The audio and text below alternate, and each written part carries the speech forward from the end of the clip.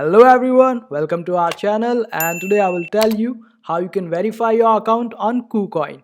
So first of all, log into your KuCoin account, and after logging into your account, just go to top right corner. Here you will see different options. Go to your account, and in this section you will see KYC verification. Just click on it.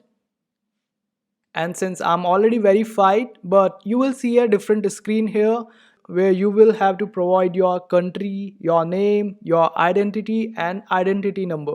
So make sure that you fill everything properly, and your ID must be the one that should be approved by KuCoin. So KuCoin can verify you, and after that just click on next, and then you will be able to see a screen where you will have to upload documents of your identity, the front and also the back part of it.